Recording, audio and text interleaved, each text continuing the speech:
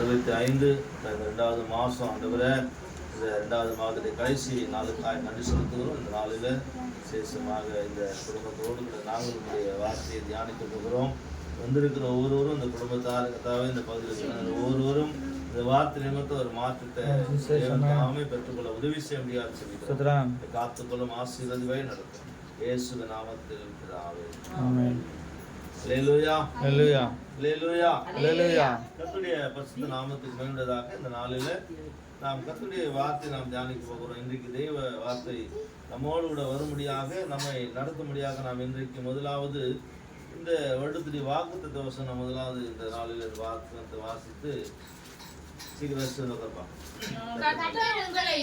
கர்த்தர் உங்களையும் உங்கள் பிள்ளைகளையும் வர்த்திக்கப்படுவார். இங்கே வேதம் சொல்கிறது கர்த்தருடைய வார்த்தை உங்களையும் உங்களுடைய பிள்ளைகளையும் கர்த்தர் என்ன பண்ணுவாரா?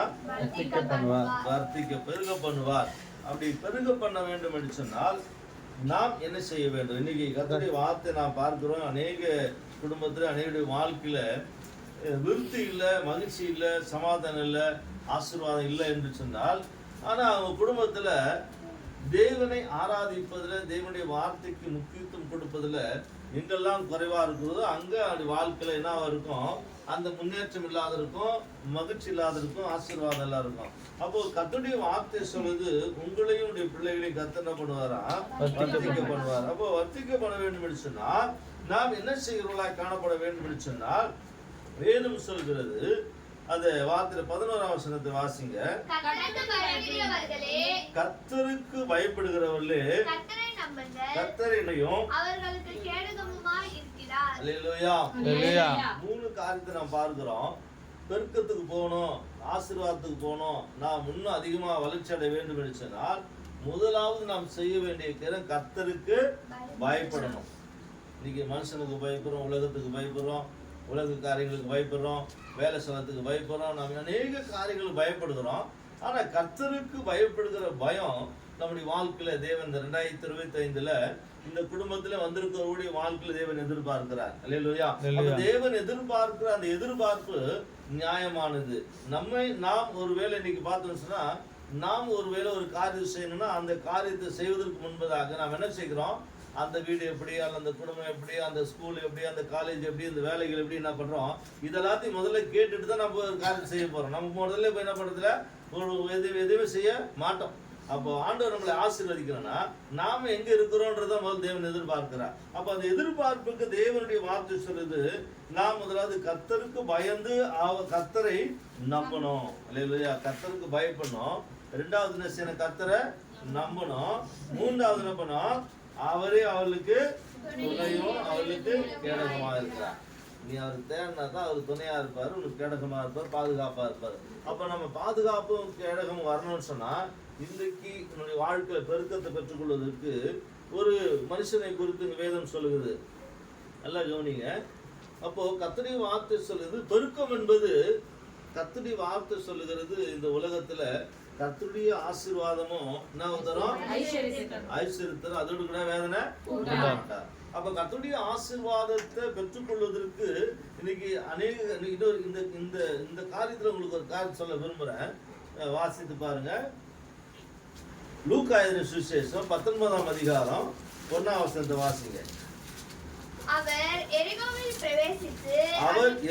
பிரவேசித்து அதன் வழியாக நடந்து போகையில் ஆயக்காரனுக்கு தலைவனும் ஐஸ்வர்யமானுமா இருந்த சகேயு என்னப்பட்ட ஒரு மனுஷன் இயேசு எப்படிப்பட்டவரோ என்று அவரை பார்க்க வகை தேடினான். அல்லேலூயா அல்லேலூயா அல்லேலூயா. நல்லா கவனிங்க. கர்த்தருடைய வார்த்தை சொல்லுது உங்களையும் உங்களுடைய பிள்ளைகள் என்ன பண்ணுவாரு? வர்த்திக்க பண்ணுவார், உயர்த்துவார், ஆசீர்வதிப்பார் சொல்ல. அப்ப ஆசீர்வதிக்கணும்னா கர்த்தருக்கு பயப்படணும். கர்த்தருக்கு பயந்தா கர்த்தருடைய ஆசீர்வாதம். அப்போ நல்ல கவனிங்க. 2 ஆசீர்வாதத்தை பாருங்க. உலகத்துக்குரிய அந்த மனுஷன் என்ன இருக்குது? அவர்கிட்ட ஆயக்காரனுக்கு தலைவனும் ஐஸ்வர்யம். ஐஸ்வர்யம்னா ஏதோ ஒரு ரோட்ல கொப்பை பொறுக்கிறாங்க, இல்லை ஒரு ஏழைப்பட்ட மனுஷன் சொல்லுவாங்க அவர் பெரிய பணக்காரர், இல்லை ரொம்ப பெரிய பணக்காரர், ஐஸ்வர்யவான் அவர். இப்போ மோடி சொல்ற மாதிரி என்ன சொல்றீங்க பார்த்தீங்கன்னா அம்பானி அந்தானி எல்லாம் இன்னைக்கு முதல் பணக்காரர் இருக்கிறாங்க. அந்த மாதிரி இந்த மனுஷன் வந்து அந்த இடத்துல அவர் தான் பெரிய ஆள், அவர் தான் பெரிய ஆள், ஐஸ்வர்யவான். அப்போ ஐஸ்வர்யவானா இருந்தா மாத்திரம் நாம வந்து ஒரு பெரிய காரியத்தை செய்ய முடியாது. நல்லா கவனிங்க, இது உலகத்துக்குரிய ஆசீர்வாதம். ஆனா இம்மைக்குரிய ஆசீர்வாதம் இது. மறுமைக்குரிய ஆசீர்வாதமும் தேவனை தேடுகிற 2 ஆசீர்வாதம் இருக்குது இன்னைக்கு உலகத்துல. 2 விதமான ஆசீர்வாதம். ஒன்று, தேவனை தேடுகிறவர்களுக்கு ஒரு நன்மையும் குறைபடும். இது வந்து கர்த்தரால் கொடுக்கப்படுற ஆசீர்வாதங்கள். இந்த ஆசீர்வாதத்தை நாம் பெற்றுக்கொள்ளும் போது அந்த ஆசீர்வாதத்துல எதுவுமே நடக்காது. ஏன்னா அவர் பாதுகாப்பாரு, கேடகமா இருப்பார், அவர் துணையா இருக்கிறார். அவர் துணையா கேடகமா இருந்தா அவர் கொடுக்குற ஆசீர்வாதத்துல பிரச்சனை வராது. அப்போ அங்க ஐஸ்வர்யமான ஆயக்காரர் தலைவனமா இருக்கிற ஒரு மனுஷன் அவன் ஏன் இயேசு தேடணும்? நல்லா கவனிங்க, அவர்தான் பணம் இருக்குது, அவன்கிட்ட பதவி இருக்குது, அதிகாரம் எல்லாமே இருக்குது. ஏன் இயேசுவை தேடணும் அப்படின்னா அவன்கிட்ட இல்லாத ஒண்ணு இயேசுகிட்ட இருக்குது. அவன்கிட்ட இல்லாத ஒண்ணு இயேசுகிட்ட. அதுதான் இயேசு சொன்னா, இந்த உலகம் கொடுக்கிற விதமான சமாதானம் அல்ல. அல்லேலூயா. உலகம் கொடுக்கிறது பணம், பொருள், சொத்து, சுகம், மனைவி, பிள்ளைகள், வாழ்க்கை எதுவுமே கொடுக்க முடியாது.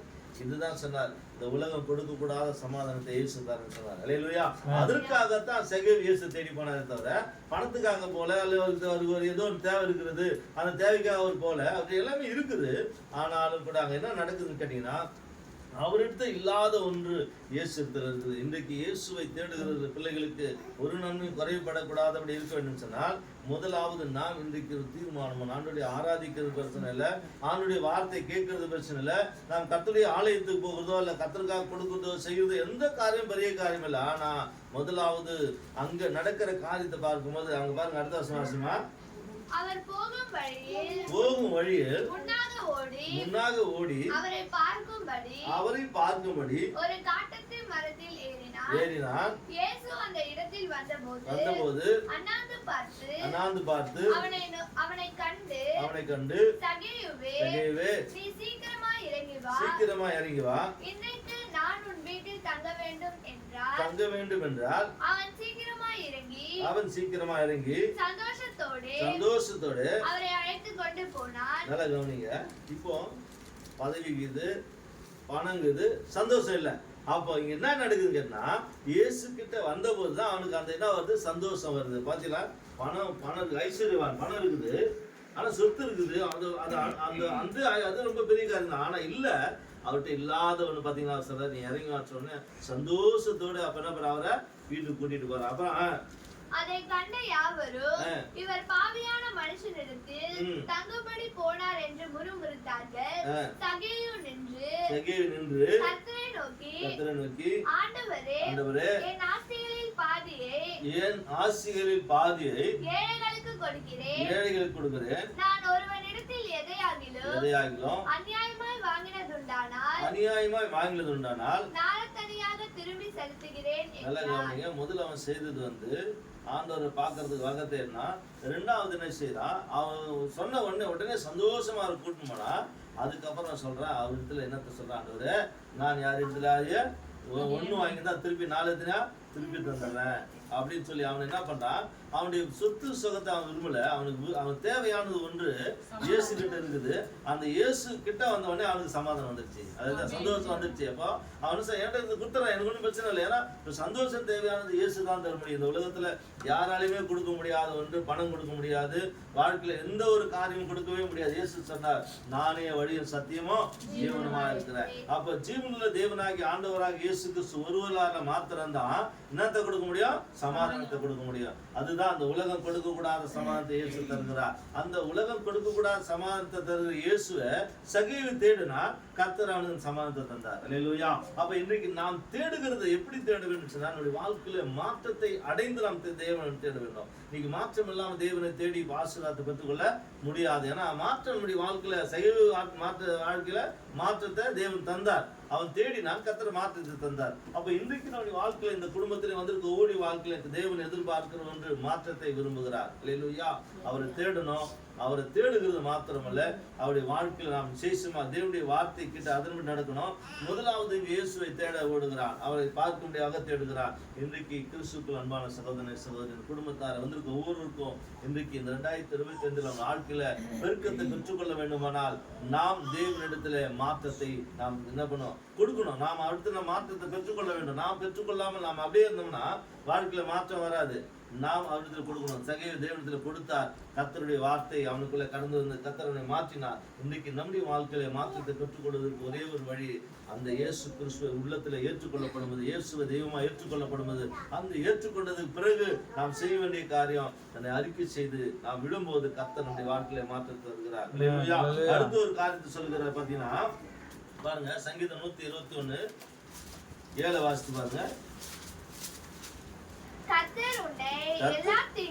கர்த்தர் உன்னை எல்லா தீங்குக்கும் விலக்கி காப்பார். அவர் உன் ஆத்துமாவை காப்பார்.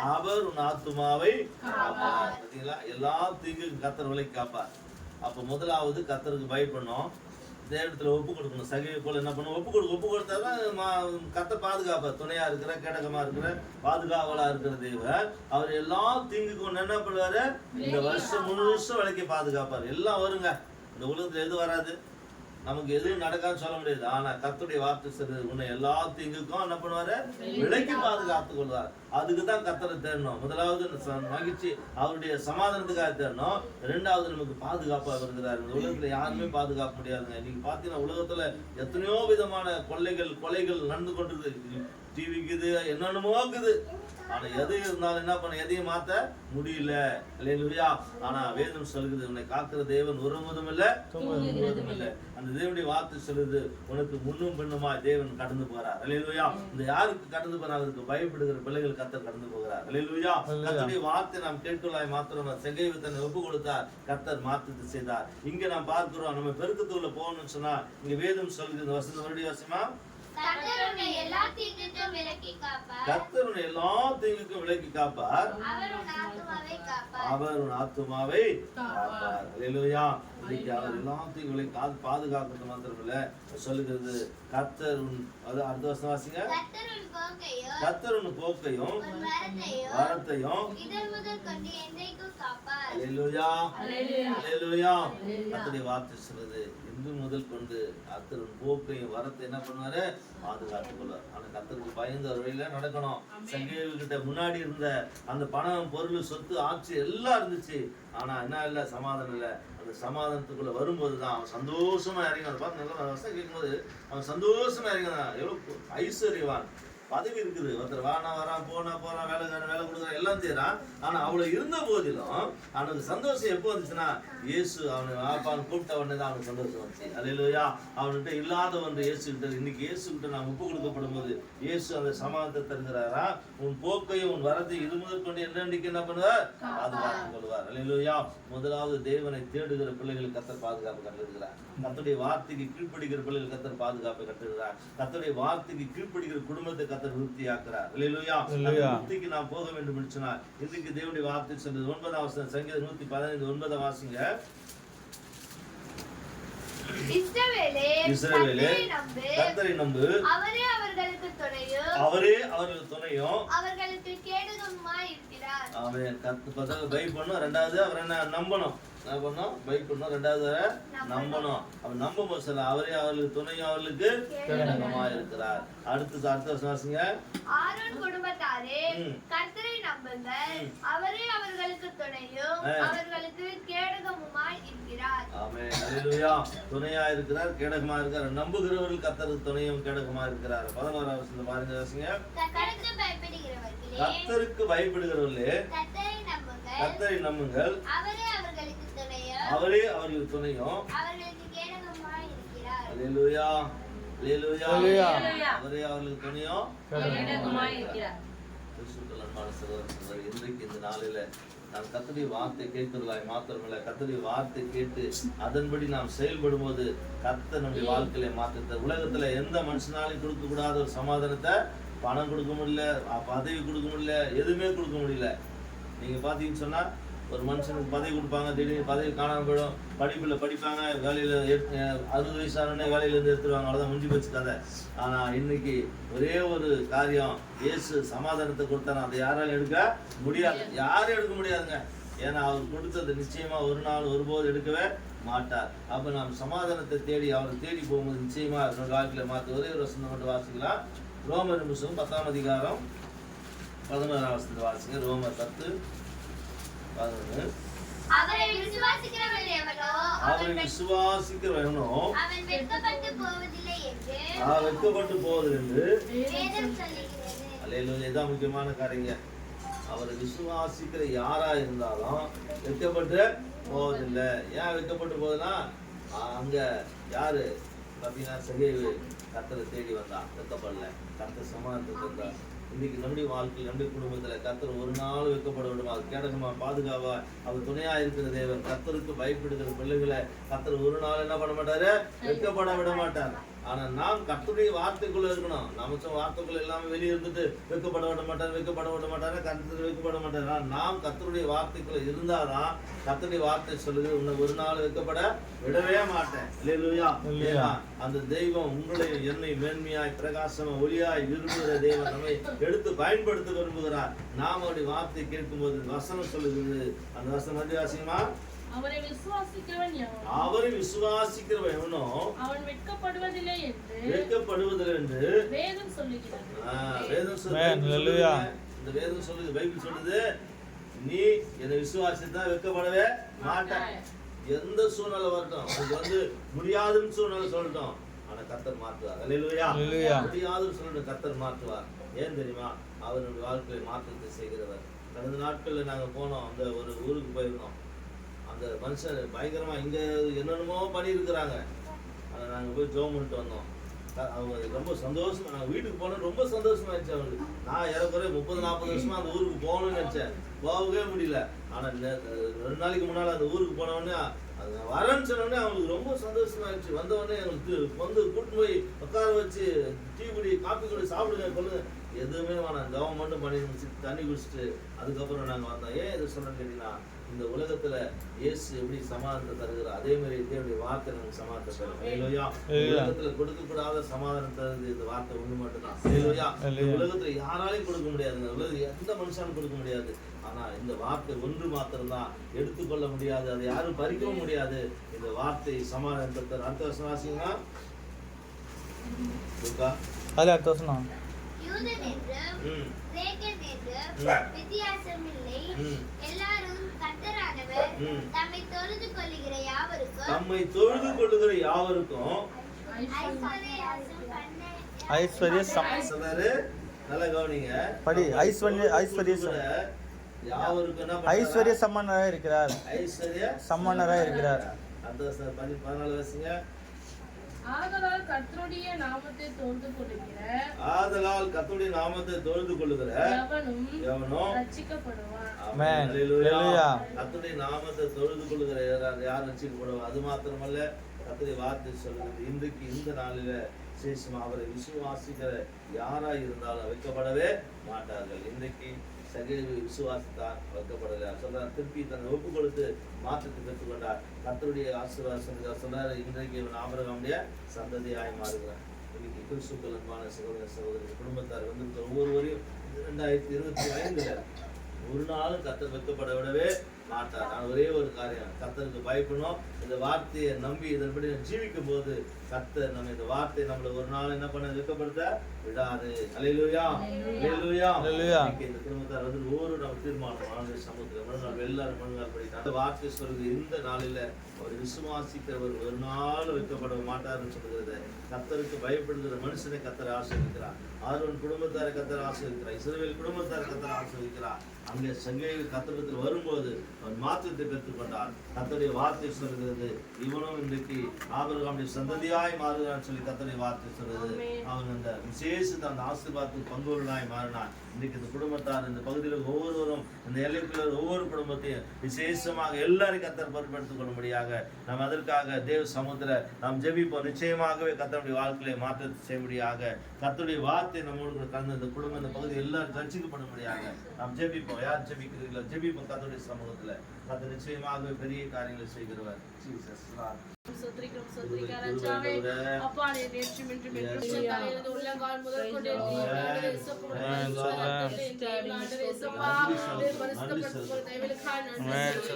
நல்ல ஞானத்தை நல்ல ஞாபக சக்தியை தேவனாண்டவர் இயேசுப்பா பயங்களை நீக்கி ஆண்டவர் இயேசுப்பா நல்ல செவியோடு எழுத அப்பா கிருபை செய்ய போற தயவுகளுக்காக நன்றி ஆண்டவர் இயேசுப்பா கூட இயேசுப்பா ரட்சிக்கப்படாத ஒருவரை ஒவ்வொரு இயேசுப்பா உம்முடைய ரட்சிப்புல கொண்டு வந்து சேர்க்கப்படுகிற கைவிடப்படாத நன்றிகளை ஸ்தோத்திரிக்கிறோம். அவருடைய அன்பை ருசி பார்க்க அப்பா உம்முடைய அன்பை அறிந்து கொள்ள அப்பா மனமார கர்த்தர் உதவி அப்பா இவருடைய நடத்துகிற விதங்கள் நமக்குள்ள வாழ்க்கைக்குள்ள குடும்பத்தை எல்லா கத்தை செய்ய முடியாங்க அனு நோக்கி பார்ப்போம். எங்களை அதிகமா நேசிக்கிற நல்ல பிதாவே நன்றியோடு துதிக்கிறோம். இந்த நாளில விசேஷமாக ஐயாக்கா அம்மாக்கா செபிக்கிறோம். கத்தாவை பொறுப்பெடுத்துக் கொள்ள நல்ல பலத்தின் கிருபை தாங்க. கத்தாவை மூத்த மகனுடைய குடும்பத்துக்கு ஆட்சேபிக்கிறோம். கத்தா இளையம குடும்பத்துக்கு ஆட்சேபி இன்னும் இருக்கிற அந்த 3 பிள்ளைகளுடைய குடும்பங்களுக்கு ஆட்சேபிக்கிறோம். இந்த வாழ்கிற ஒவ்வொரு குடும்பத்துக்கு ஆட்சேபிக்கிறோம். ஒவ்வொரு ஆசீர்வதிங்க. ஒவ்வொரு குடும்பத்துக்குள்ள படிக்கிற பிள்ளைகளுக்கு நல்ல ஞானத்தை கிருபை தாங்கப்பா. இந்த எல்லைக்குள்ளாக நம்முடைய கல்வாரில் சிந்தப்பட்ட இயேசு கிறிஸ்து ரத்தத்தை தெளிக்கிறோம். எல்லா சகல வன்கண் பராமரிசன ஆவி வந்த காலத்தின் கிரிகள் எல்லாத்தையும் கட்டிந்து அப்புறப்படுத்துறையா. இந்த எல்லை முழுதுமா அவனுடைய ரத்தத்தை தெளிக்கிறோம். பாதுகாப்பை கட்டளிடுங்கப்பா. நல்ல சுகத்தை பலத்தையும் தாங்க. இந்த ஆண்டுல நம்முடைய பிள்ளைகளுக்கு சாட்சியா சொல்ல உதவி செய்யுங்கப்பா. இந்த நாளில கத்தா இந்த பிள்ளைகள் எழுதிருக்கிற இந்த பரீட்சைக்காக செபிக்கிறோம். +2 படிக்கிற பிள்ளைக்காக செபிக்கிறோம். அடுத்து படிக்கிற மகனுக்காக செபிக்கிறோம். இந்த பிள்ளைகளை இங்க இருக்கிற ஒவ்வொரு பிள்ளைகளுடைய எல்லா படிப்புலையும் அனுகிரகம் பாராட்டுங்கப்பா. எல்லா சாபங்களை கட்டுகளை உடைத்து போட்டு எல்லா அந்த காலத்தின் கீழே உடைத்து போட்டு கத்தர் வாய்க்க பண்ண முடியாது. அற்புதங்களை செய்யுங்க, அதிசயத்தை செய்யுங்க, நாமத்தை மேன்மைப்படுத்துங்க. அந்த சகோதரிக்கா செபிக்கிறோம். பிள்ளைகளுக்காக செபிக்கிறோம். அவர்களை காத்துக் கொள்ளுங்கப்பா. உமக்கா எடுத்து பயன்படுத்தி பாதுகாத்துக்கொள்ளும். இயேசுவின் நாமத்தில் பிதாவே ஆமென். என் ஆத்துமாவே கர்த்தரை ஸ்தோத்திரி, என் முழுமே பரிசுத்தத்தை ஸ்தோத்திரி. என் ஆத்துமாவே கர்த்தரை ஸ்தோத்திரி, அவர் செய்த சகல பாவங்களையும் மறவாதே. ஆமென்.